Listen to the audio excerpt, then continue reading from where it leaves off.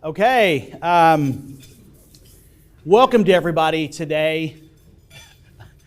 I have a confession to make.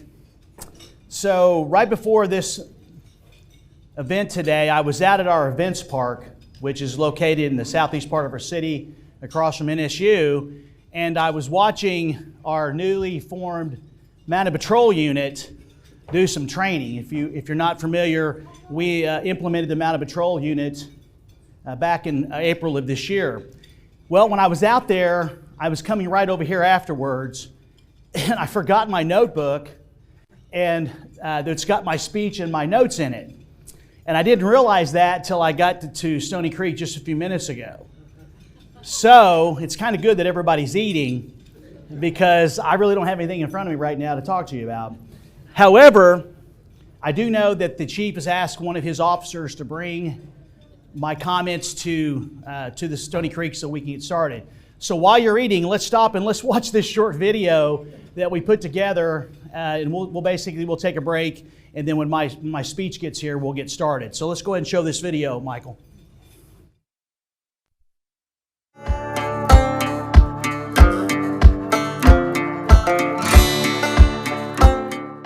So right here, these horses are great for this type of terrain. Their sense of smell and sight, their ability to cover ground, they're perfect for search and rescue. How's it been so far since we implemented the team? You know, they've gone through their training. The public really likes them. They've been to a few events, and we're just really excited about this upcoming year.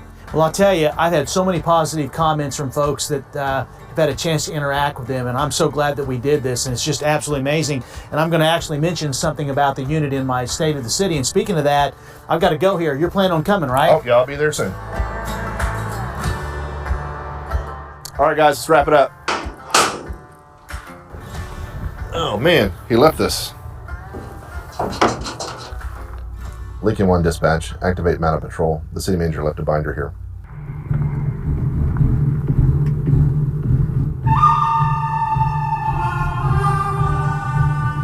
I heard the call go out. Is there anything I can do to help? No thanks, we have all the horsepower we need. Yeah! Yeah! Yeah!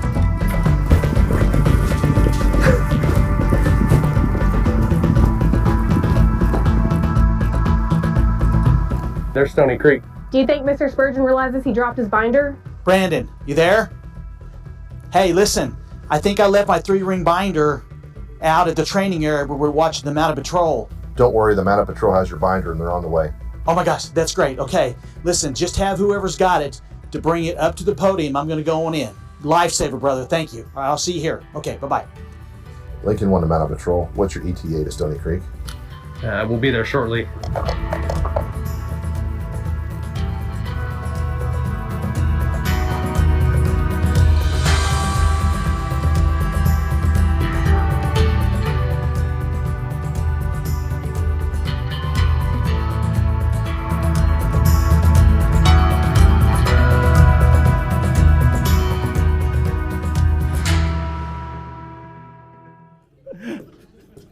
Thanks.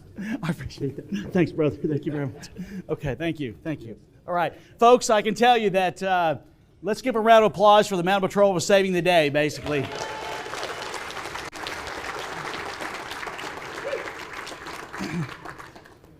You know, I want to say this, that a couple disclaimers. First off, we learned from making this video that horses are not actors, okay? And I can have no idea how they do it in the Westerns to get those horses to basically respond on cue. And secondly, it took us a couple of shots to make this video, and there were some bumps and bruises, but no officers or horses were injured in the making of this video. I will tell you this, Allie Stanton, who was driving the Tesla, Chief told me that she got her feelings hurt a little bit and because we didn't let her help with the Tesla bringing the State of the City speech up to Stony Creek. So, all kidding aside, good afternoon to everyone here and to those watching online. On behalf of Mayor Deborah Wimpy and the Broken Arrow City Council, it's truly a pleasure to welcome you to the State of the City for this amazing city. It's exciting to see all of you here today. I consider your engagement as a sincere demonstration that you have the same vision and commitment as the City Council and I do for our future. I'm both honored and humbled to say this is my 9th State of the City that I've been able to give to the membership and to the community. Looking back on past presentations and as I prepared for this year's, it's clear the common theme with each address has been the city's unseemingly unstoppable momentum and success even when we faced significant challenges back in 2020 and 2021. Over the last few decades, Broken Arrow has repeatedly been recognized as one of the premier places to live, not only in Oklahoma, but the entire Southwest or Midwest regions of our country. The Council and I believe this momentum will continue primarily because of the unified efforts of our school district, the Chamber, and the city to stay laser focused on meeting the expectations to maintain an environment in our community that does three things. One, make sure that we're a safe and productive city. Number two, one that supports smart growth. And number three, continues to be a community that has the necessary amenities to be a great place to raise a family and to do business. As I speak to you today, you're going to hear two words and one phrase from me. The first word is going to be engagement. The second word will be prosperity. And the third word is going to be quality of life. These foundational principles will help the City Council and I describe the current state of our city. So let's get started. Earlier, Jennifer Conway welcomed many people that are here, and she recognized those that are helping make Broken Arrow a great place to live, work, and play. There are several individuals and groups that I'd like to specifically recognize in addition to those that Jennifer recognized. And first, I think it's important that we recognize representatives from the various community organizations that we get to work with every day. So up on the screen, you see these organizations that the city works with essentially on a daily basis, and they include our Senior Center, the Arts at 302, the Veterans Center, the Military History Center, the Museum Broken Arrow, and Broken Arrow Neighbors. Each of these organizations plays a vital role in helping move Broken Arrow forward. Their missions are important because they are aimed at facilitating our community's social engagement, well-being, and overall support the enhancement of the quality of life of many citizens in our community, including our veterans. The Council and I owe a great gratitude to these partners in their efforts to make Broken Arrow a better community to live, work, and play. Let's give these organizations a great round of applause for all they do for our city.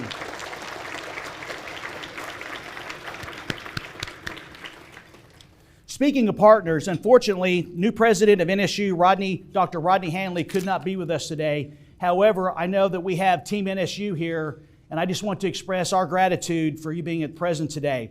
Folks, since joining the university last summer, Dr. Hanley has demonstrated that he's all in for helping the city, the school district, the chamber, and the university get to the next level of growth and prosperity in our area. And I believe working together with the university and all of our local partners, the next decade is going to be an exciting opportunity for our community, and I'm certainly looking forward to the ride. So please pass along to Dr. Hanley how much we appreciate the way he's come out of the gate and leading the university and working so closely with the city of Broken Arrow. So thank you very much. I added this to the script just at the last minute because I think it's so important to talk about the future of our community. Next, we have with us two members of our Youth City Council. Specifically, we have Youth Council Mayor Mark Lawson and Youth Vice Mayor Victoria Williams. I'd like for both of them to stand up. They're to my left, to your right. Let's give them a round of applause, folks.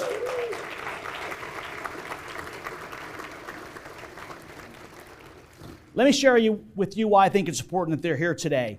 These two students, along with a whole host of additional Youth City Council members, have decided that they want to learn more about legislating and manage a city. They're curious about what it takes to lead in the public sector. And quite frankly, we could be looking at some of the future leaders of our community. And so I couldn't be prouder that several years ago we established the Youth City Council program. And it's unbelievable to see the success that those students have had in their careers. In fact, one of the individuals that was in the program just a few years ago graduated from college and is now a city manager in a community on the East Coast. And he basically said it's what he learned from me and the other members of council and staff was what made him desire to get into public sector. So to both of you, thank you for being here. We hope you enjoy the program, and I know that you will be the leaders of either our community or some community, and your foundation will be the time that you spent in your Youth City Council program here in Broken Arrow. And finally here today is the city's leadership team, including our two amazing assistant city managers, Kenny Schwab and Norm Stevens. We have all of our department directors and many senior staff members. Folks, I can tell you we have an amazing committed workforce at this city. And I can tell you I am thankful and I sleep well every single night because I know we have great employees out there that are working 24/7, 365 to make this community better. Our team is mission focused, and we methodically going about doing the people's business, and we focus on one thing, and that is getting things done. And I could not be happier. I want to make sure everybody understands that to me, there's no secret that leadership and responsibility are a big deal to me. And I believe we've assembled an incredibly talented team, probably one of the best in the state, that to meet those expectations I know that the council and I have of them. Now, I can mention something specifically about each department, but I promise you we wouldn't be getting out here anytime soon, because the achievements that they have accomplished in the day-to-day operations are just significant. I do want to mention several, because this is the folks that make sure that we continue to run and have effective organization. And I want to mention the fact that we've had so many successes this year improving cybersecurity in our organization. We all know that we're under attack every single day, and having a team of professionals that manages those scenarios is very important, and we have that team. Managing our solid waste and recycling, we're still only about 3 or 4 years into that program, and we have the right person leading that department to make sure that it gets implemented correctly. Economic development and community development, our TED team, our EDC, every day they're out there grinding, folks, grinding every single day, trying to make sure that people know this is the best place to make an investment. Our facilities, our maintenance, if you don't take care of what you have, it's not going to last as long as it should.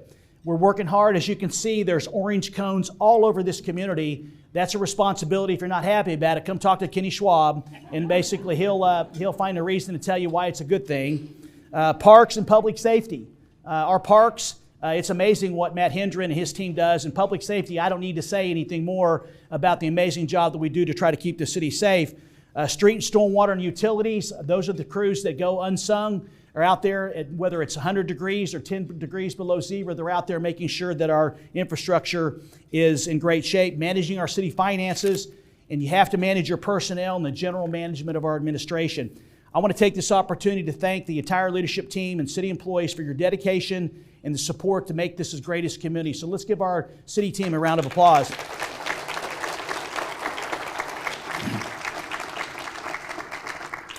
Let me now pivot to some thank yous that I would like to share on behalf of the council and myself for 2023. First, to our chamber leadership led by our amazing chamber director, Jennifer Conway.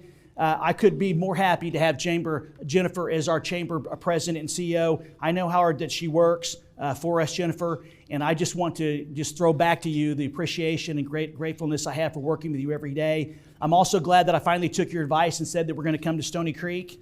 You know, and my goal is that next year that we can continue to have such an amazing city, that we open up that wall and that we have even a larger crowd for folks. This needs to be one of the most important meetings that everybody comes to. Also, we would not have success if we didn't have leadership on our chamber and EDC boards.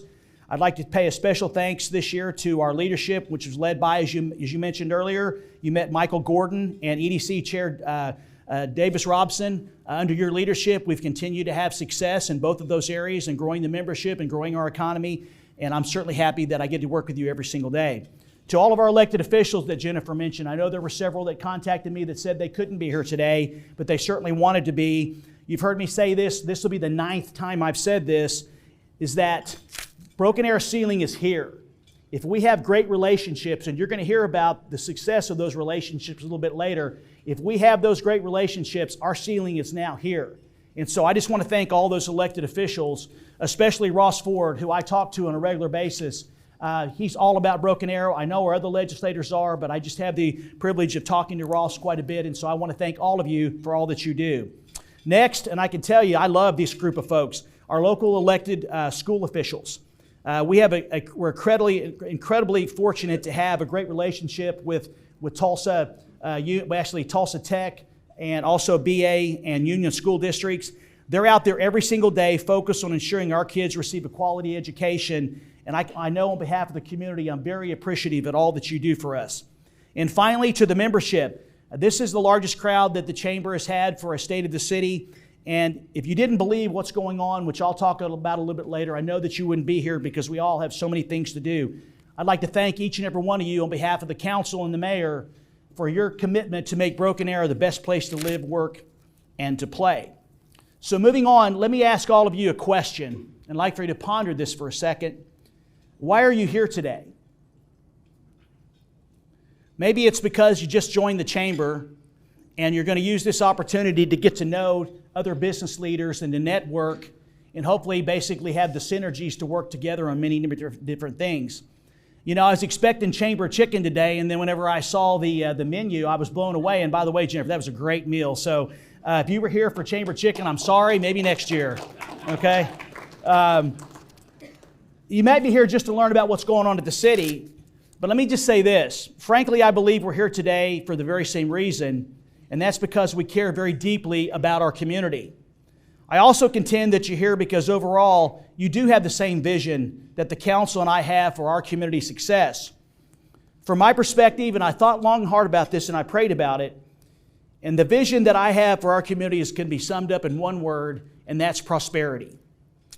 We want to work every single day to maintain that prosperity that we have in our community. And I want to give you just 3 examples of what I'm talking about as it relates to prosperity in the vision and the council and the mayor, and I know many of you have for our city.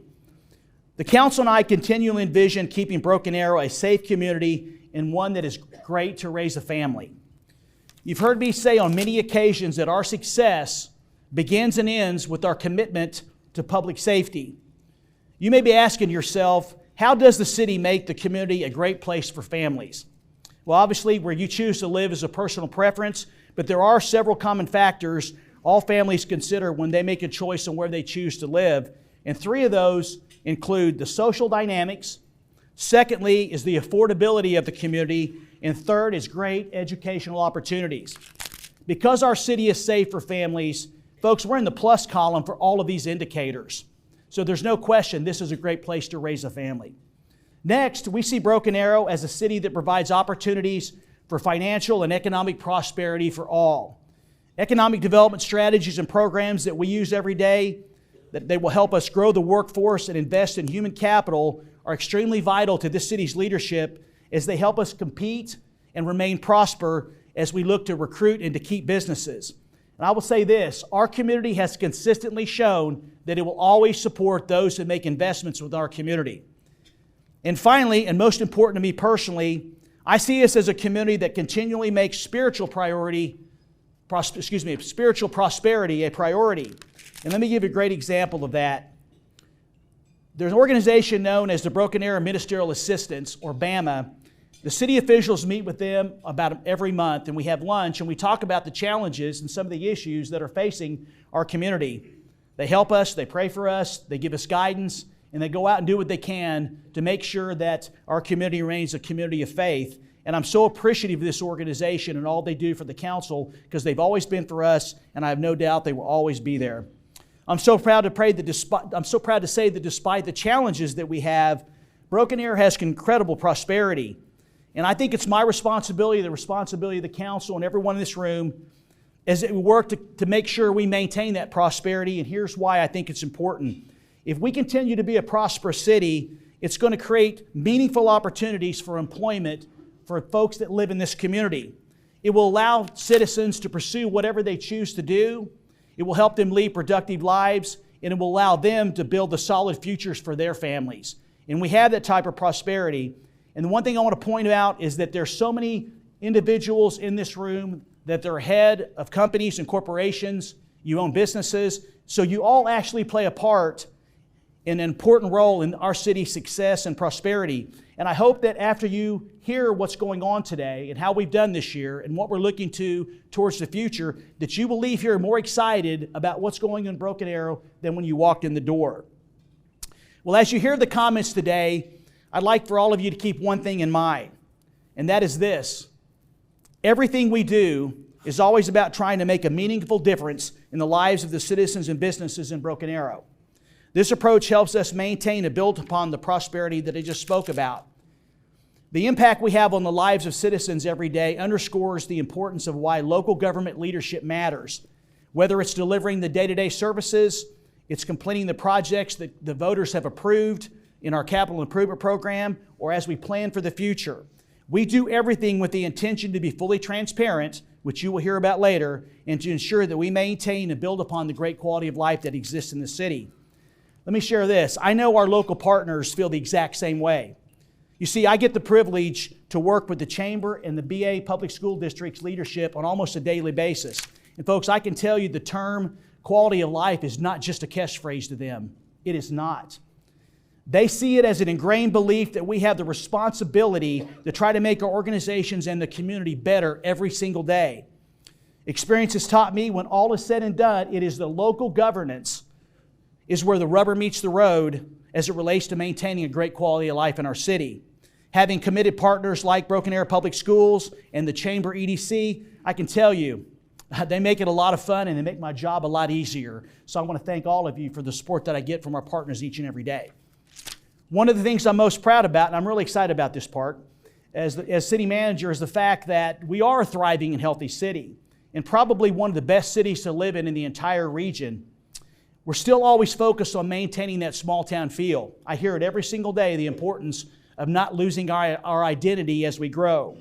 We do provide a great deal of services to meet the demands of a city our size.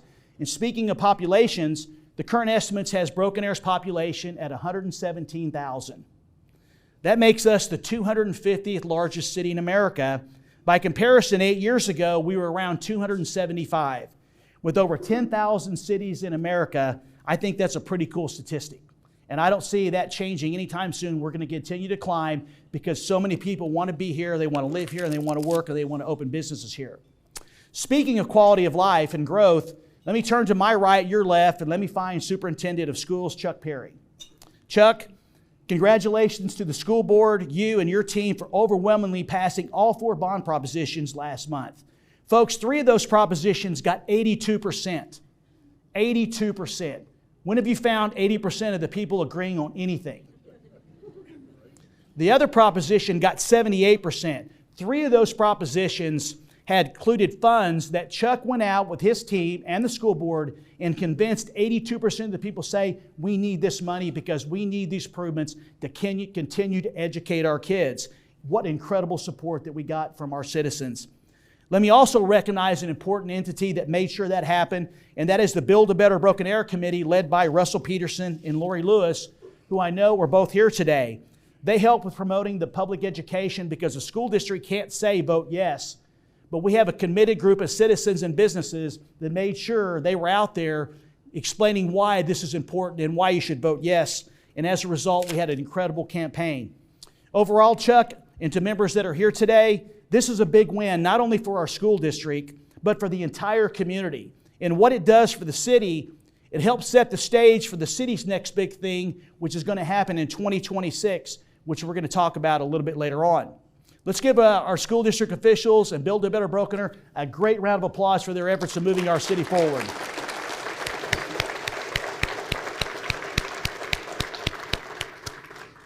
Another big win for Broken Arrow were voters renewing the PSO franchise last February. Amazingly, 68% of those that voted not only said yes to renewing the electrical franchise for the next 25 years, but they also approved a 1% increase in the franchise fee.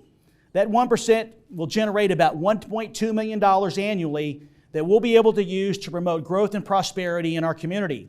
I'd like to thank Michael Gordon and the entire PSO team for their partnership on this initiative and being an excellent power provider for our community. So Michael, thank you very much, and thank you to PSO. Let's give them a big round of applause, folks.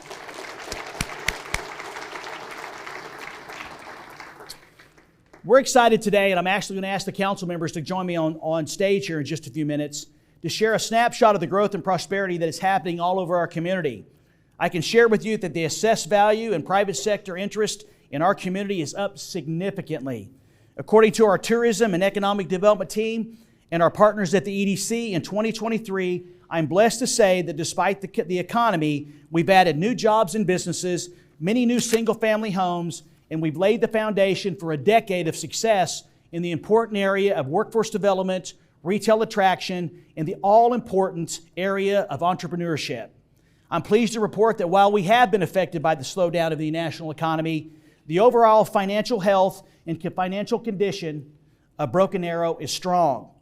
Our policy of creating an environment that promotes private investment is working. Jennifer shared with me that the private sector invested in this community well over $100 million in our city, which equates to eventually over $11 million in new assessed value in our community. I believe our ongoing policies of conservative budgeting and maintaining a focus on all things that really matter to a community has really helped us financially and operationally. Now let me share this with you, because this is very important to me, because if you don't have the money, it's going to be difficult to do anything. I recently read that the goal of any town or city is to endure. Yes, endure. To do that, cities must be solvent. In fact, solvency must become an absolute obsession for communities. At minimum, this means having more assets and liabilities and a strong ability to pay your bills. Responsible management of our physical health of this community will always be the hallmark of this administration, and I'm very proud to say that Cindy Arnold, led by our team, do an incredible job of making sure that we watch our dollars, and I couldn't be more thankful for your team, Cindy. Let me also mention that last week someone asked me, why do we do the State of the City every year? And I shared with them that it's really a way for the city to connect with the community and to increase transparency on what's happening at City Hall. It's also an important opportunity for city officials to share with the business community and our citizens our successes, how we're doing right now, the challenges we're going to face, and what's on the horizon. I will say this year's program is going to be no different. However, the format of the presentation is going to be completely different. Over the years when I've given the State of the City presentation, many of you know that I'm actually speaking on behalf of our mayor and council. The governing body members in attendance, in the audience, they know all the good things that I'm about ready to share. And as I'm sharing them, I look out and I see their faces, and they sit quietly in their chairs all jazzed up about what's happening with the city. So quite frankly, I decided that I'm going to flip the script, and I'm going to let our elected officials cover many of the topics and the records of accomplishments that we have so far and what's on the horizon. Honestly, we have so much happening right now, an hour simply isn't enough time to adequately detail all that we're doing.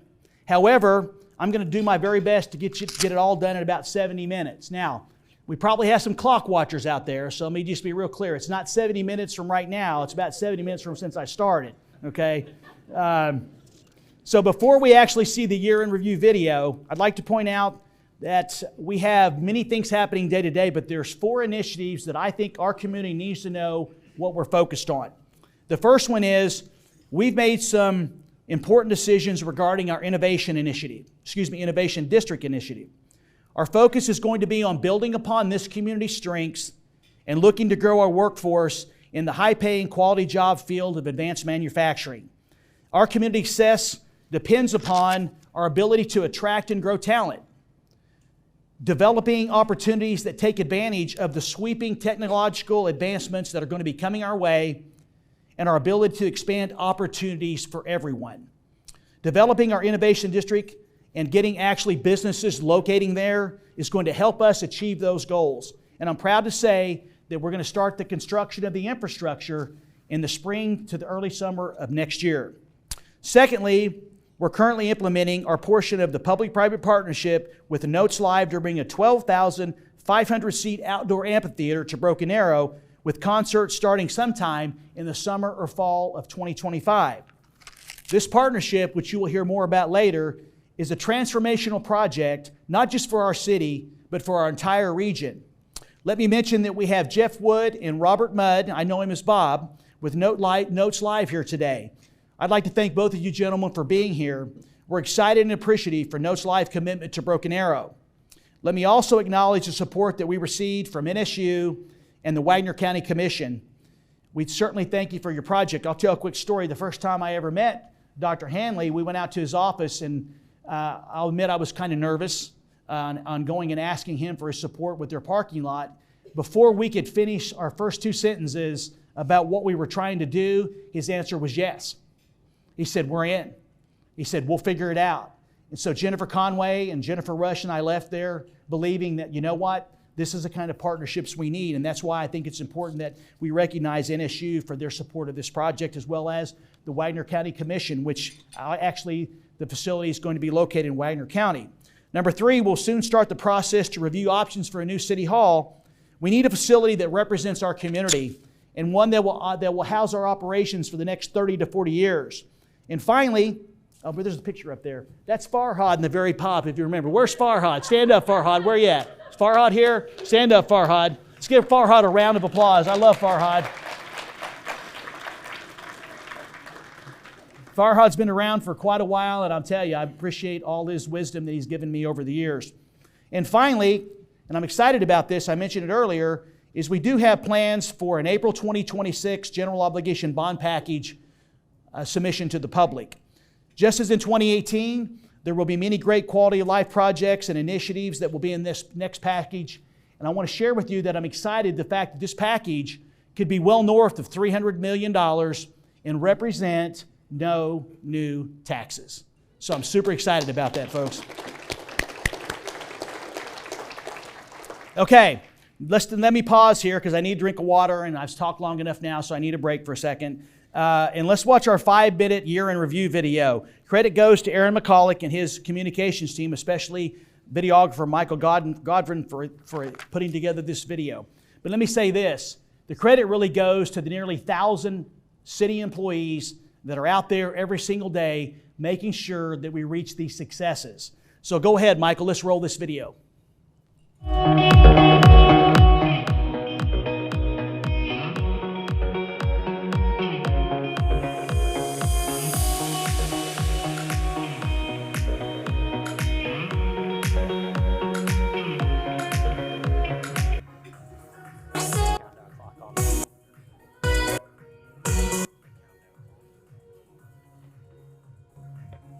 Countdown clock is on the monitor.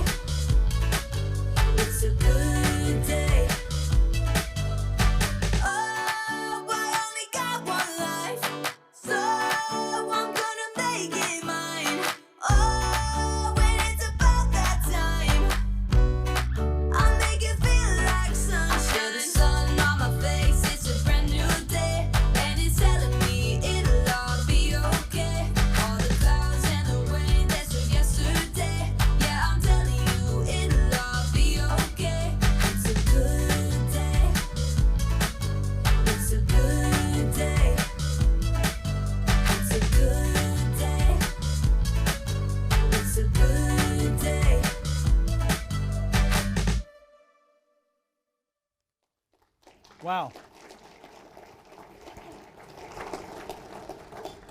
You know, I love watching this video because it reminds me in totality all that we accomplish each and every year.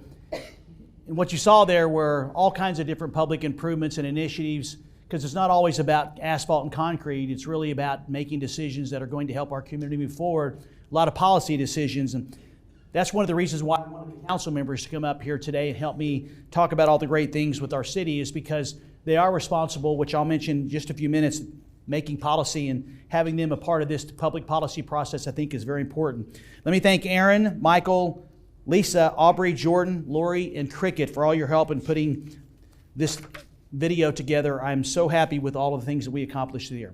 Okay, moving into how the city's doing, I am going to have our mayor and council members share some specifics. So joining me on stage is Mayor Deborah Wimpy and the Broken Arrow City Council, and I'm going to introduce them to you, and this holds your applause until I finish introducing everyone, please. So first off, to my left is Mayor Deborah Wimpy. Deborah has completed nearly 7 years of service on the City Council. She also is in her second term as Broken Arrow's mayor. Welcome, Mayor. Secondly, we have Vice Mayor Christy Gillespie. Christy was overwhelmingly reelected to council last April to a second term. She is also in her second term as our Vice Mayor. Welcome, Vice Mayor. Sitting next to Vice Mayor Gillespie is Councilor Johnny Parks. Johnny Parks. Mr. Parks has been a member of the City Council for approximately 27 years, and he has had at least 2 stints on the council. Plus, he has served as not only a lifetime resident of Broken Arrow, he served as a longtime member of our Planning Commission. Welcome, Councilor Parks. Next to Councilor Parks is Councilor Lisa Ford. Lisa is in her 3rd year of her first term on council. Lisa joined the council, she's just got a heart for public service, shortly after retiring from the city and spending 20 years of service with our police department. Welcome, Lisa. And finally, to our newest council member, man, you look really good today, Justin. I'm a little jealous, brother, with that vest right there and the bow tie. Our newest councilor, Justin Green. Justin was appointed to the council last June. I look forward to asking Justin how it's going since his appointment. Okay, the mayor and council, welcome to all of you on behalf of the chamber membership and all of our special guests. I want to thank you for your steady and compassionate leadership to our community. It is certainly appreciated, and I'm looking forward to having some questions and answer session with you. Let's give our elected officials a great Broken Arrow welcome.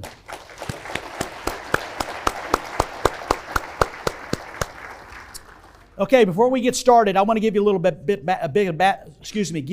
bit of background information. That was kind of tough to say. Regarding our form of government, because sometimes there is confusing, because Tulsa, for example, it operates under a strong mayor form of government. So the mayor gets a lot of phone calls about animal control and other day-to-day operations, which she forwards on to me, whereas it's a little bit different in other communities. Broken Arrow operates under what is known as a statutory council manager form of government. The city council actually only has 2 employees.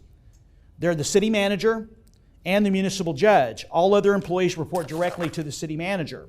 The council serves as the legislative branch of government. For those of us that are older, you remember the old Schoolhouse Rock video about the different branches of government. Our mayor is selected from amongst the council members and serves a 2-year term. The council's official responsibilities include hiring the city manager, approving the annual budget, and passing ordinances and policies that govern the city. If you know these 5 individuals as well as I do, and many of you know them better, you know these duties that I just mentioned are only a small fraction of what each of them does every single day for our community. And let me talk about those just briefly. First, they spend many, many hours attending civic, HOA, and individual meetings with citizens and businesses around the city. And secondly, which excites me the most, because as I say all the time, I would like for Broken Arrow to be a player in all things. Anytime there's going on in our community, I want Broken Arrow to be part of that conversation. They spend many hours doing community advocacy. Each member serves on a handful of city, state, and federal level boards or committees representing our city. Those representations could turn into effective public policy, so I know it takes a lot of time, but they're willing to put forth because they believe so strongly in this community. The council leads and helps guide our city's strategic business plan. And there are 5 areas that I'm going to focus on in the state of the city. And they include public safety, economic development, which you'll start to hear me call this quite often, growth and prosperity, public and utility infrastructure, fiscal sustainability, and communications and transparency. So the format today with the question and answers is going to be, I'm going to ask the council member, each one of them, one question in the areas that I just mentioned, one each, and then I'm going to come back and I'm going to ask them a question about what's on the horizon or what they're excited or concerned about with regard to Broken Arrow's future. So here we go. Let's start with question one. Of course, it's going to go to Mayor Wimpy. So Mayor, it's great to see you today. Is it exciting, so many people here in Stony Creek? Oh, absolutely. So looking out and having a sold out attendance is amazing. I thank you guys for taking the time and wanting to know what's going on in our city. I have a feeling we're going to be in the 3rd spot over there next year. I think we can sell that out as well. And then I think this is my favorite event because we get to see what our amazing employees have done all year long. We get so caught up in trying to get a project done, and there's little time for celebration, but then we come here and we get to see like a year-end video of just all the amazing things that our incredible employees have made happen. So thank you guys for being here so that you guys can hear about all of that. But again, I'm the Ward 1 counselor in East Broken Arrow, which is the best ward in the city, by the way. I may be a little biased, but I do have the honor to serve alongside these amazing council members, and I just want you all to know that every decision we make is by prayer, and it is to better our community so that we have the very best city to live, work, and play, and not just for right now, but for when we're no longer sitting in this seat. We want to make sure the future generation has a great city to come to, too. Okay, Mayor, thank you. So let's get to the question I want to ask you. We just witnessed the year in review video, and we've had some incredible wins in 2023, especially as it relates to public infrastructure improvements, which are always so important. Share some of the highlights of this year that you'd like to you that stood out. Yeah. So I think my most exciting thing that has happened is, I don't know, have you guys ever driven around Highway 51 in Lynn Lane? A little crazy. But we have finally gotten on ODOT's 8-year plan. I think we're at the bottom of the plan. I'm hoping we can bump ourselves up a little bit, but right now we're in a phase where we're doing a study to see what that looks like from Elm Place down to, some people call it Kenosha, but I say 71st Street. And that's exciting. Like they're in the process of deciding, do we widen the expressway? How do we, widen the Lynn Lane Bridge? And we've seen some of the renderings that they're kind of considering, and it's pretty impressive to see that. On that same area, we received a almost $6 million RAISE grant. That's for planning and design for that similar area. And it actually spans all the way over to 51st and Aspen area, or 145th. We have so many names in the city of Broken Arrow. But if you live over by Battle Creek, you'll be excited about that because that intersection is horrific. So that's exciting that we can actually, once this design and planning gets done, we can go ahead and start working on developing that intersection. But that RAISE grant will also include maybe incorporating some trails along the BA, sidewalks. I mean, it's got a lot of things that we're looking into doing there. Let's see, what else? The county line improvements. I don't know if you guys have been past 71st, but there's craziness going on county line right now. So we're widening county line. We're gonna widen that bridge. It should be amazing once that's complete. Hopefully we can also target that smell that happens right there at 81st and County Line, but we don't need to talk about that. Oh, I just did. Anyway, and then I think I'm also excited about what we just finished out in front of the event center. So right there off 101st, you can, hopefully there's no county people here, but Wagner anyway, you can definitely see where the city ends when you go and you see those widening improvements down on 101st, but I'm excited about those items. Well, Mayor, I really appreciate that. I will just mention, in a follow-up to the Mayor's comment about the importance of reconfiguring, reconstructing Lynn Lane and County Line Road, we estimate that project, when all is said and done, could be approximately $50 million. And there would be no way that a community our size, with as many priorities as we have, could complete that project without the assistance of the federal and the state elected officials, because our commitment is about $9 to $10 million potentially. So having those relationships, that's what I was saying about having our ceiling higher. Because of those relationships, we're on the plan. The federal government's going to pay for that, and hopefully just in less than 8 years, that very congested intersection is going to be straightened out. So thank you for that comment, Mayor, and those points. Next, let me turn to Vice Mayor Christy Gillespie. Vice Mayor, isn't it great to be here at Stony Creek, and what are your thoughts about today? Well, anytime I can come and be a cheerleader for Broken Arrow, I know we might all fight about who the biggest cheerleader is in this room, but when I'm actually representing Ward 3, And, I have to argue with the mayor a little bit because my ward is the only ward that actually, when we redistricted or rezoned, we actually shrunk because so many people were moving to my ward from everywhere else. So, when I ran in 2019, I ran on revitalizing South Broken Arrow, and we've done a little bit of that. So I'm just honored to be a part of the city council and all these servant-hearted leaders we have up here. Thank you, Vice Mayor. Okay, here's your question. You just heard Mayor Wimpy talk about public infrastructure. We know infrastructure not only enhances the quality of life our residents enjoy, but is also a key driver for private investments as they explore the opportunity to expand or relocate to Broken Arrow. So please share your thoughts on some of the growth and prosperity that has taken place in our city this year. Wow, we've done a lot.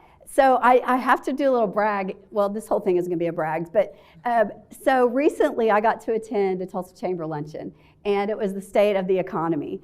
And I was there at the table with Councilor Ford, and they got up and they were talking about Tulsa, but it was like number 2 on the list. And we kind of did a little shout out because Broken Arrow was number 1 on the list, and how fun is it to go to a Tulsa Chamber luncheon and Broken Arrow is at the top of the list. We're like, we don't know who they are, but they're doing something right. But I really feel like that even though this year has been challenging, we are still, growth is happening in our city, and we've created an atmosphere for our businesses, both big and small, to actually come to our city and grow and become more prosperous. And so I'm that person that says, I want the government to stay out of your business unless there is a specific partnership that makes sense. And so as of January 2023, I think you talked about that, the assessed value growing since 2015, 63%. And what a cool thing, but you happen to be hired at that same time. So you can't get me up here on stage without me talking about New Orleans Square. Intersection improvements, amazing. The signage that we have there now, 50% at 50% capacity. 2019, when I was elected, we're now at over 98%.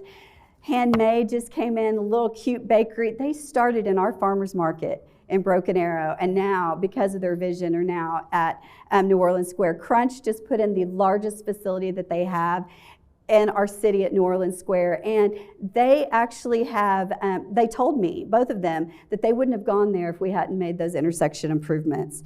I know that our council and our EDC, they actually are working together, and they believe of doing growth all over our town. So one of those things is Aspen Ridge.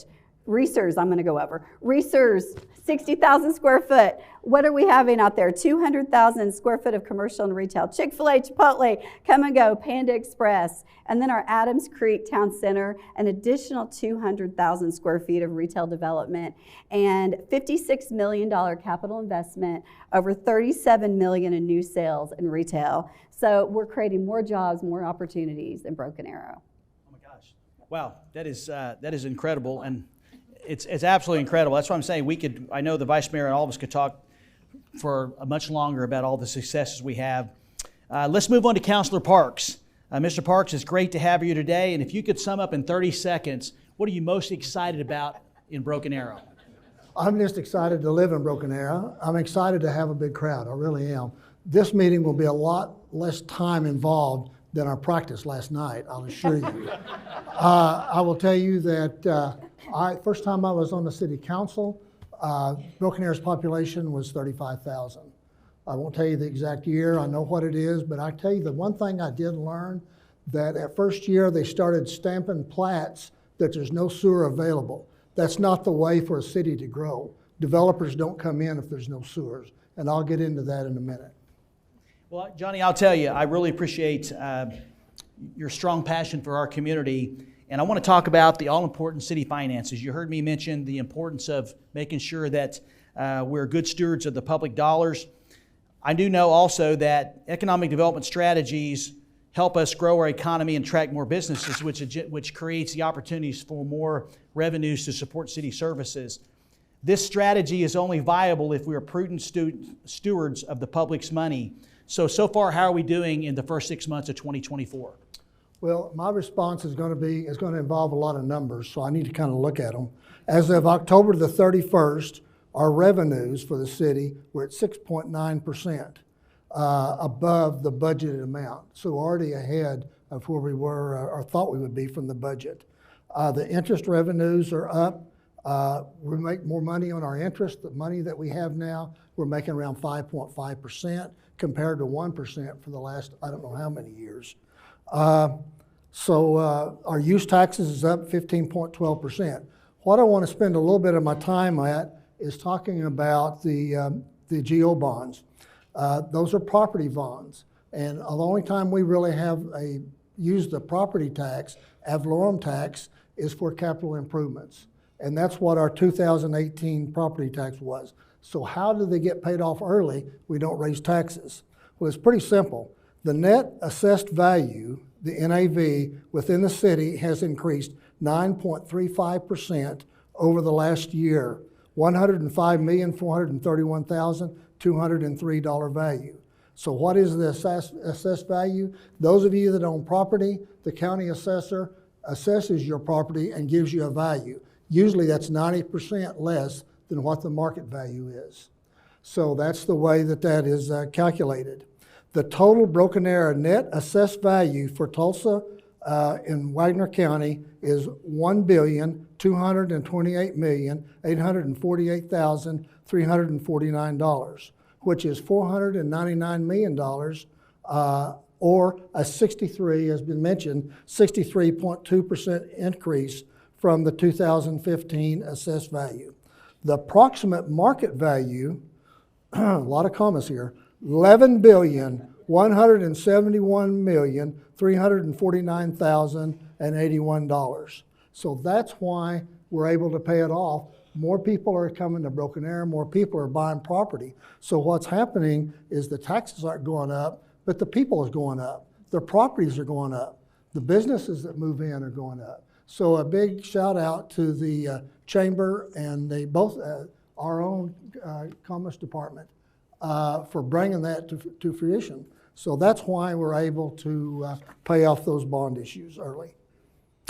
We're also able to put 3 more items, move them up for 2 years down the road. Some more fire trucks, widening Washington Street, and rehabbing some of our streets, $4 million. So we moved that up because of the increase in that value. Thank you, Council Parks. Let me just mention, he mentioned that the total assessed value of our community right now is just a little under $1.3 million. The school district is much higher than ours because the school district actually boundaries or district is outside of the city limits. And so that just tells you the kind of wealth we have in our community and the revenue that generates to be able to pay for not only our operations for the school district, but also the bonds for the school district as well as the city. So thank you for that great update. Okay, let's move to Councilor Ford. Councilor Ford, it's great to have you here today. And I've got a personal question for you before I ask you your official question. Okay. Everybody here, I believe, knows you, or most of them do. Help me understand why public engagement is so important to you. Well, as you said earlier, I worked for the police department for 20 years. I'd have a lot of citizens that would call and just have a question, and I would answer it. And a lot of times they may be mad when they first start because they didn't understand like why the police did what they did. But once they understood the why or the law that they had to go by, it made it a lot better. We also did a Citizens Police Academy. I was in charge of that too. I just feel like transparency is big, and I carry that, just like the rest of the council, with us as elected officials, because we have to be able to let the public know why we voted the way we voted, and if they know the why, that just helps the trust between us and the citizens, because we all want the same thing. I knew that about you, but I really wanted everybody else to hear that because it leads right into my question regarding communications and transparency. So we talk a lot about it at City Hall, that to maintain and build upon the trust that I believe we have over all of our citizens, we continually must do 3 things. We need to share with them what we're doing, we need to tell them why we're doing it, and then we need to make sure they know how they can participate in the great things that are happening in Broken Arrow. So please share your thoughts on how we've done with regard to transparency and communications in 2023. Well, actually, the state of the city, we're being very transparent now, letting everyone know how is our city doing. One thing too, though, well, there's a lot of things. So you go to our website, and if y'all haven't done that, which you probably have, but if you haven't, go to our website. The first thing that pops up is we want your email address. You can sign up for getting the agenda, so you'll know what city business that we're going to take care of. You know, some people will say, I can't get to a city council meeting because I have work. Well, that they can still be involved and they can still know. They just have to sign up and ask for it. We have so many social media platforms, and I think we may have a slide. If you haven't liked us on Facebook or followed us on Twitter or liked us on Instagram, the whole thing, you're really missing out. Our communications team does such a great job on letting you know what's coming up for council, or the newest thing that the police and fire department's doing, or what streets are going to be worked on, because you want to know so you can avoid those kinds of areas. Michael, you also put out a city manager's report every month. And at first I thought that was just a city council, like you just sent it to city council because you put to the mayor and city council. And it was actually Chase Elkins called me on a question one time, and I'm like, how did you know that? Because I thought it was like not secret. I just didn't know the whole public could go. So the whole public can see his monthly report, and he goes over every single department, what they're doing. Like, you can find out how many Facebook likes we've liked that, that or gotten that month, or what roads we're working on. And it's really important. We let you know, like when we do our budget process, it's actually a 2-day process now, but all of that's recorded. And you can see, like, we are not rubber stamps. We all ask, well, you haven't yet. You haven't got the opportunity, but you will. We ask very detailed questions because we want to know the money that's coming in, where it's going out, and making sure we're getting the biggest bang for our buck, but so we can be responsible, because we are responsible for spending our citizens' taxpayers' money. So, I mean, if you don't know what's going on in Broken Arrow, it's your fault. It's not because we're not putting it out. And we also have public meetings. Those are always posted. You can also sign up for alerts on that. Actually, you can sign up for alerts on everything. So when you sign up for that email, you can click what you want. There is a lot. I bet there's 40 things that you can click. I would not suggest clicking them all because you're going to have a very full inbox, but we're very transparent, and I love that about our city. Okay, you get a softball. Throwing it right back to you is talk about the Thrive Edition that just came out. So the Thrive Edition, brand new, online, you can go to it now. It's not like a bunch of spreadsheets, although there are a lot of numbers, but it shows you exactly where the money comes in and where the money goes out. So this afternoon, you all can click on our website and check out the brand new Thrive magazine. So accessible to everybody. Thank you very much, Councilor Ford. I really appreciated that, and I know you have a passion like the rest of the council members do for making sure that we're very transparent and that we communicate with our citizens. Okay, let's end our first round with the questions with our newest council member. He's looking really sharp today, as I mentioned earlier. Justin, you've been on the council right about 6 months. How's it going? Man, the first 6 months on the council have been like totally amazing. I get to represent Ward 4, the best ward here in Broken Arrow. And my ward does extend from here to Bass Pro Shop down through the Rose District, through New Orleans Square on the east side, on down to Indian Springs. But as many of you know, my full-time job, I'm a law enforcement officer for Tulsa County Sheriff's Office. So by nature, I try to be a public servant, and I see this opportunity to serve on council as an opportunity to do just that, to serve the citizens here of Broken Arrow. So I'm thrilled to have this opportunity. Well, I can tell you on behalf of Kenny and Norm and the entire leadership team, we are very thankful to have you and have enjoyed working with you. And thank you for your hard work during your orientation. And I know that it's been very helpful to you as you've made decisions for the council. All right, speaking of public safety, that leads me right into my question. You do have an extensive background in public safety. What are your thoughts and observations about our efforts to keep Broken Arrow safe since joining the council? Having the opportunity to be a law enforcement officer and to work with our other first responders hand in hand on a day-to-day basis, I think I have a little bit of unique insight into this. Public safety is huge for the quality of life in any city. We have to have a place where people feel comfortable to live, work, worship, and play. And part of our public safety here in Broken Arrow includes our police department, our fire department, our emergency management services, our EMS service. And I've had the opportunity to spend time with Chief Berryhill, Chief Moore, Jamie Ott, the directors of those three individually, and kind of pick their brains and kind of see what they have in their vision and their heart. There's a lot of incredible things going on here in Broken Arrow. All three of those agencies participate in top-notch training, not just locally, but regionally and nationally, to ensure that those who are serving the citizens of Broken Arrow are at the top of their game. And not only do they participate in this training, Broken Arrow is becoming a training hub, not just for Broken Arrow, but for the region and the area around. All of our public safety services, they are training other agencies, where they're partnering with Wagner County or our hospitals and various things, and they're sharing their knowledge and expertise with these other agencies, be they large or small, fire departments, whether they're paid or unpaid, rural or city. They're getting out there and they are investing in other agencies, and I think that's incredible. Our public safety team is also staying on top of technology.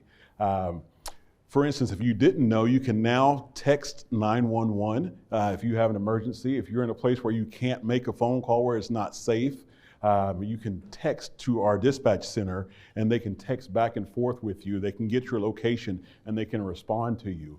Our fire department, if you ever noticed on our trucks, it says ISO 1 up on top, and I said, what is that? And that's a rating. It says our fire department is a premier fire protection agency, and that's a rating that less than 1% of fire departments have in the state of Oklahoma. So that just tells you how hard our men and women who serve the city, they work, they train, they meet these standards. Our emergency management services, we've installed about 20 new warning sirens here in the city. It's just amazing the things they've done. We've seen the cleanup after the Father's Day storm. This public safety department, I can say the state of our public safety is strong. Wow. Man, I think you hit every single thing that I was hoping that you hit, council member, as well as the other council members. Okay, that wraps up the first question that I was going to ask the council members. Now, here's what we're going to do is I'm going to ask them to shift and look into the future. I'm not going to ask them to gaze into their proverbial crystal balls and give us the winning power ticket numbers, even though it'd be nice because it's really up there this right now. Rather, let's talk about our growth and our vision to build upon our current successes and to meet the needs of the generations that will follow us. The next question relates to the city's future. What's on the horizon for our city, or what excites or concerns you about Broken Arrow's future? Let's start with the Vice Mayor with this question. Vice Mayor, you had some great things to say about economic development. Please share your thoughts on what you're looking forward to in the area of community development. So first of all, I just want to say, wow, our city is amazing. Just listening to all these things, it gets me so excited. But you know, Broken Arrow, we have always been a city that has honored our traditions and our past. But we also look forward to the future. And you know, I expect us to continue to do that. And one of the things we've just finished working on is a new zoning update. And the zoning update is just something, it sounds kind of boring, but you know, in order for us to keep moving in a positive direction, we need to make sure that we're doing all the right things so that developers and citizens will want to continue to come to our city. We've also added a Wagner County Regional Planning Commission, which Johnny, Councilor Parks, serves on, so we appreciate him for doing that. Something that I've become passionate about is our microtransit program. And what that is, now we're still going to have a bus route that goes downtown, but what it is, we're going to have a pilot program. It's going to start February-ish, depending on delivery of our vehicles because of just problems with that. But that it's going to have 2 vehicles that are in rotation during business hours, Monday through Friday, 8 to 5. We're going to have 4 vehicles total. I have to read what they are. 3 Mustang Mach-E sedans, and 1 Ford electric transit van. It's outfitted for a handicap. And I'll just talk a little bit about why I became passionate about that, because I have a close friend who is legally blind. And he had problems getting around the city, and when his dad passed away, he actually had to move out of our city because he did not have a way to get around our city for doctor's appointments and things like that. And so I became even more passionate about our microtransit program. So you can get this program through the Tulsa Transit app or just by calling in, but there will be a service boundary for the microtransit in Broken Arrow, but you can actually transfer to a Tulsa Transit hub to get to Tulsa. So it'll be the microtransit mainly in Broken Arrow, but you can transfer to Tulsa. So I'm really excited about that. Our Gateways initiative, you saw the beginning of that with the signage at New Orleans Square. I think everybody here can get really excited about the signage that happened there, and we're really, really proud of that. Soon, you'll see, you see it on the screen here, we're planning on it, this iconic gateway into Broken Arrow. It'll be a little tourist attraction almost that'll be part of our Gateway initiative. And then lastly, I want to talk about Elam Park because we are finishing up phase 1 of that, which is an actual playground.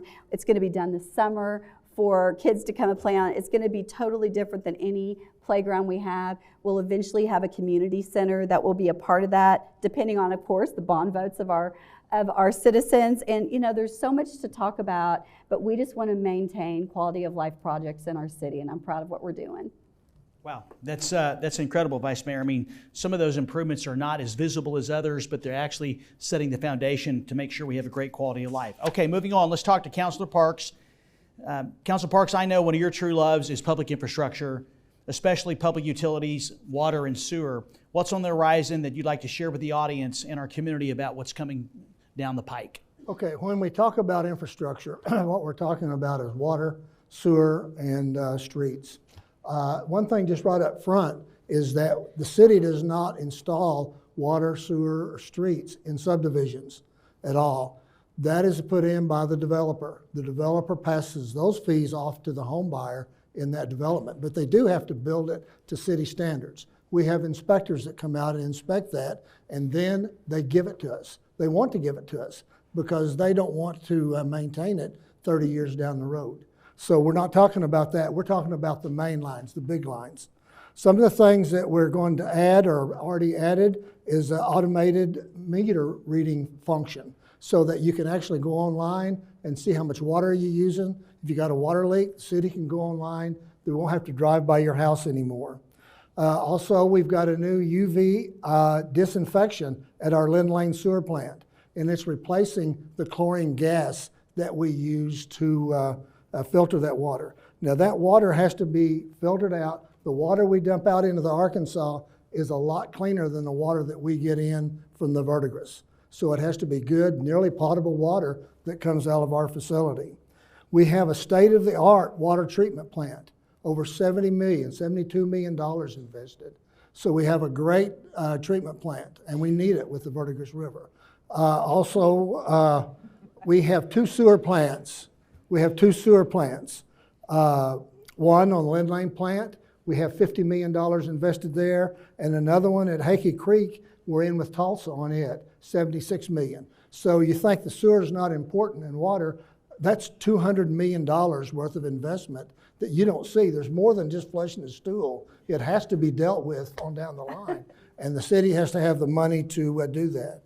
From there, we go to the Oklahoma Ordinance Water Authority.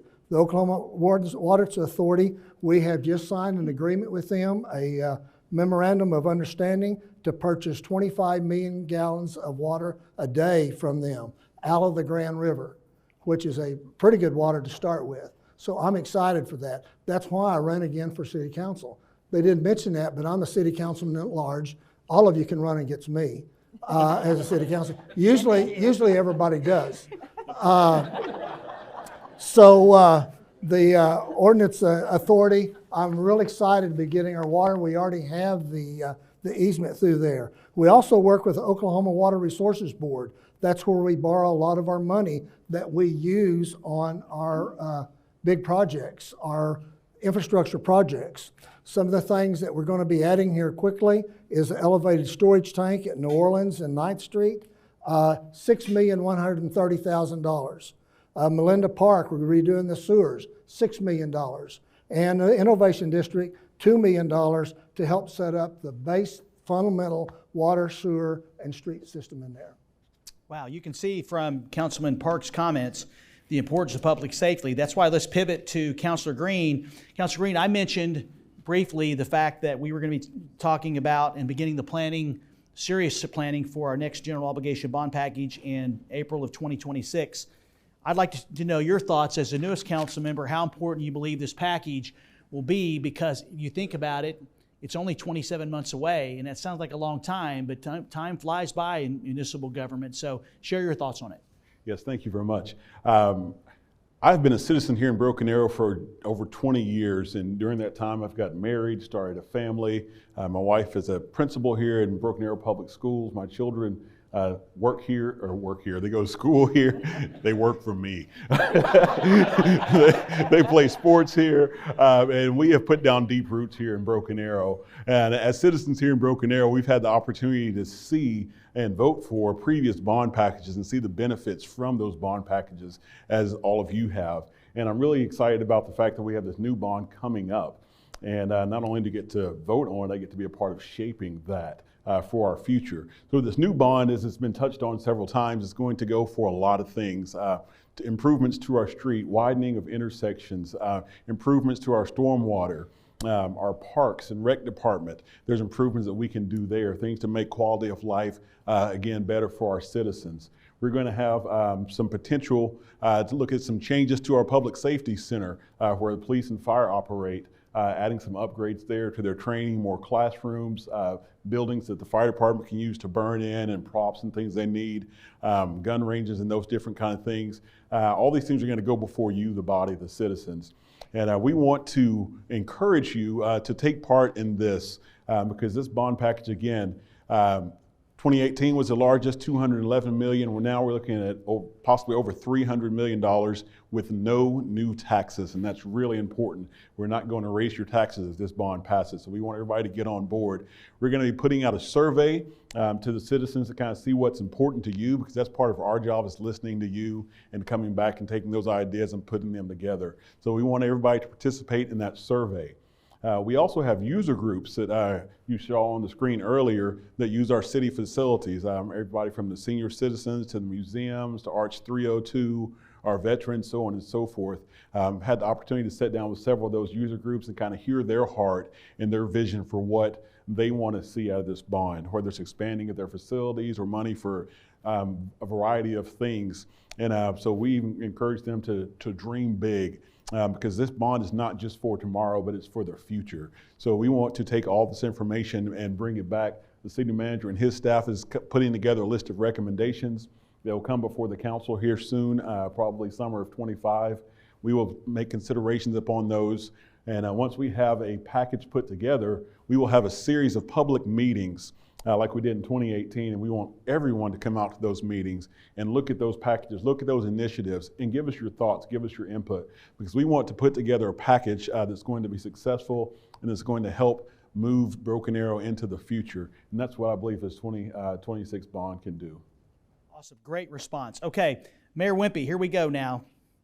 The Amphitheater Project is Broken Arrow's latest example of a public-private partnership that will build on the quality of life we have. How do you believe the project and the partnership we have with Notes Live will transform the area, the community, and possibly even our region? So I think this was the most exciting thing that was announced this year, and I'm so thankful that we've got some representatives from Notes Live here today. When you're talking about their investment into our city and it possibly bringing back about $211 million in sales tax revenue annually, that's huge for our community. I could see Creek Turnpike exploding down the creek, with businesses. I know it seems like you're out in the country back there, but you are still in the city limits, and they probably need a gas station and maybe some retail, maybe a grocery store, And I can see once we break ground out, on the property out there, that it starts exploding out there. I know when we spoke with Dr. Hanley that, like you said, NSU, he was so excited about this. I mean, they have a hospitality program, and so their students can now, partner with Notes Live to get that firsthand knowledge of hospitality industry. And so that's huge, right? And that we did just do some improvements out in front of the events park, but we're going to be investing another probably $25 million into that area and creating a TIF for that area to improve all throughout that area so that we can expand past that. So okay, so we got a little bit of time for your question. So let me stay in the same project. Yeah. The city's going to be investing approximately $25 million. What was it the council and yourself, why did you feel so comfortable making this partnership happen? What was it about Notes Live that you felt strongly about that we could make this work? Well, we have a lot of companies, obviously, that come to us that want to come to our city, and they have their hand out, right? And they want to know what we're going to do for them. They came to us saying they were putting a $70 million investment into our community. That's huge. Again, it's huge for NSU. It's going to recruit more students. It'll help with, we would love NSU to be a 4-year program, and so that will help, in that aspect. The fact that they we are a little competitive, and so we were really thrilled that we beat Tulsa. So I'm just going to point that out. But it was the most perfect place for that amphitheater to go, and so we are just so appreciative of them coming to us and being willing to invest over $70 million into our community and bringing jobs. They'll be bringing hundreds of jobs, whether it's during the construction of the project or once the amphitheater is up and running. So that's huge. We'll be bringing in people from all around surrounding states for these concerts. We'll have 45 to 60 events a year. That's amazing. That's huge for our city, and that we run on sales tax. That is huge for our infrastructure and our public safety, and to continue to make our city a safe place to live. Wow, that's exactly what I wanted you to share, Mayor, how important this project can be for not only for the area, but also for the entire region. All right, our final question is going to be to Councilor Ford. And I just want to say is that, obviously, as I mentioned earlier, it's not all rainbows and unicorns and broken arrows. We do have our challenges. And I think it's important that we acknowledge those challenges and that we have always looked at the challenges to be opportunities. So why don't you share with the membership today, Councilor Ford, some of the opportunities and challenges we currently face or will be facing? So we do have some, definitely have some challenges, but I do believe we have a great team on hand and leadership that we're going to be able to make it through it for sure. So some of our challenges are matching the growing community demands with our resources because, things are expensive. So as our community grows, we're going to need wider roads, we're going to need more water, we're going to need all the things, and all of that is expensive. So that's definitely going to be a challenge. We also need funding for our public safety. We have amazing police and fire, but they're expensive. So we have to figure out a way, and we're trying to work with the legislature to be able to get different funding so we can keep the quality of the police and fire and our medical to the level that it is. And to do that, we're just going to have to figure it out. It's just going to cost money because no one's going to go backwards. None of us want to go backwards. So we'll figure it out, though. It's a challenge, but I think we'll figure it out. Supply chain issues have become a problem, and it's actually even a way that we're, even as a council, that we have, it's a different way that we have to approve funding. So for our fire truck, like we've already had to pay for a fire truck that we may not get for 4 years, but if we don't pay for it now, who knows when we're going to get it. So I love how we're able to, pivot or do something different just to make things happen. Just recently, we also approved 120 tasers for our officers. We were able to do that when the police chief came and talked to us at our city council meeting. He said by buying 120 at a time, it'll save us, it was like $35,000. Well, that's a lot of money. There was also some training issues that it helped if we could buy them all at the same time. So it was really a no-brainer, I felt like, for council to go ahead and say, yes, we need to do that. Also, IT and ransomware and viruses and cyber attacks, all of that is really big too. That's a challenge. Again, it's very expensive to make sure that we are protected. So we have a great IT program. Our IT group is amazing, but they do need the tools to be able to keep our information safe and our citizens' information safe. And I do think they do a very good job at that, but we need to make sure they have the funding to do that. I know I'm supposed to hit on challenges, but I am going to go ahead and hit on a couple of opportunities because I just don't want to end on those challenges. But we've had over 550 new home permits in the past year in the city of Broken Arrow. We've also had capital investments by major employers of over $120 million. And we are nearly 900 new jobs just in the past year. So we do have some challenges, but we've got a lot of really great things happening in our city. And for our city employees to be so responsive, like you don't get, there's a real person that answers the phone when you call City Hall. So I think we all want to kind of keep that small town feel, but we'll be a big city. Wow. Like I said, we do have our challenges, but we always look at them as opportunities. Okay, folks, that wraps up the Q&A session of our State of the City. So let's give our elected leaders a big round of applause for all those answers. Y'all absolutely did amazing. We were at the dress rehearsal last night, and I couldn't be prouder of the time and effort because I wanted to showcase the talent that not only we have in the audience of the department directors and staff, but also how much each of you cares about our community. Okay, folks, it's time for me to land this plane, as they say. And I just wanted to close by saying this. As you've heard from my comments and those of the mayor and council members, the state of our city continues to be strong, resilient, and vibrant. We continue to have a special vibe and a spirit of prosperity that attracts more people and more businesses to our community. As we end 2023, I want to reiterate to the membership that our focus will always be on finding the synergies and efficiencies in the way we do business to make sure our citizens and businesses are always first. Your presence here today reinforces my belief and the council's belief that the work ahead is not a solo venture. Moreover, that our collective goals are a shared vision for our community's future. We will continue to challenge ourselves and our leadership team to find legitimate ways to get to yes in everything we do when it comes to helping our residents. I said this last year and I'd like to say it again. So what does it mean when I say we try to get to yes? Well, it's really very simple. I always try to get to yes in being proactive in all that we do and how we can better serve our community. To be yes to better customer service and community engagement, yes to solving our community's problems and challenges, and most importantly, yes to helping the private sector make smart and sustainable investments in our city. The city cannot grow the economy. We have to have policies and procedure in place that promotes private investment. The city's leadership will continue to look to expand and build upon public-private partnerships that grow our workforce and the economy. We applaud each and every person or organization that's in this room or in our city that's helping make a difference. As I mentioned in all of my presentations, I believe that we are a unified city. I believe we're united in the belief that we're stronger together, and working as a team, we can continue to build a better place for everyone here in Broken Arrow and enhance the quality of life that we have. Without question, 2024 is going to be another exciting but very busy year, and I pray that everyone will join us on this ongoing journey. Let me thank the Broken Arrow Chamber of Commerce for hosting the State of the City. We truly value our partnership with you and look forward to another positive and prosperous year in 2024. If the council and I could ask anything of those that are here today or watching this address, it would be three things. Stay excited and current on what's happening at City Hall. It is so important to have a well-informed citizenry.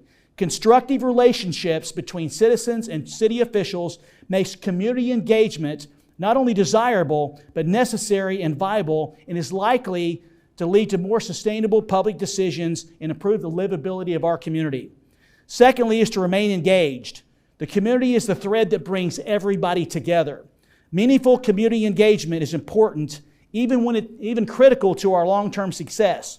Whether it's the chamber, the city, the schools, or your church, this is how we maintain that sense of community, by everybody staying engaged. And then finally, you need to give back to your community whenever you can. Nothing matters more than volunteering, and we saw that yesterday with Broken Arrow Neighbors, for example, of giving of your time and your efforts. Simply put, volunteering your time and knowledge will benefit those organizations you work with and make a positive impact in this community. The city has to have engagement and support from its citizens and private sector to have long-term success. I believe those in this room, along with those that are not, can help make a meaningful difference in our community. I'd be remiss if I didn't mention the great support that I got from my staff in helping putting this presentation together, so thank you very much. And certainly not least, and this is for those citizens that are at home, thank you, Broken Arrow. I know many citizens will watch this address. Thank you for believing in us, for your supporting us when we put initiatives forward. And finally, thank you for staying involved with what's happening at City Hall. And before I conclude, let me say one more thing, and this means a great deal to the council and me. I think we all agree that we have an amazing city. So let's not forget the motto, which is, Broken Arrow is where opportunity lives. By continuing to work together, we can live up to this motto, keep the momentum going, and ensure Broken Arrow continues to be one of the best cities in this state, as well as a country, to live, work, and raise a family.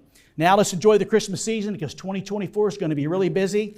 So until next year, the council would like to wish everyone a Merry Christmas and a prosperous New Year. And as always, may God bless our city, this great state, and the United States of America. Thank you very much.